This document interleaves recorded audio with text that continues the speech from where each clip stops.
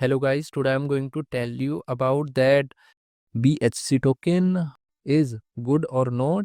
Now before we start the video, let's hear my legal disclaimer. This video is only for educational purpose. Do your own research for the investing. Firstly, you have to open this token on CoinMarketCap and copy this address.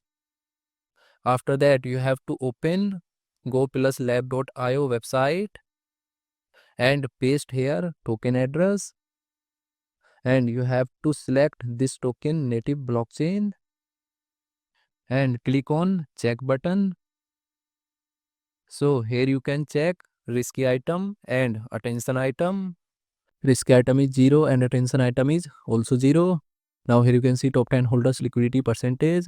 Top 10 holders liquidity percentage is around 85%. Token holders is around 500 and total supply is 19 million BHC token. After that you have to open this token on CoinMarketCap and click on market section. Now here you can check this token is listed on xc.com and other exchanges.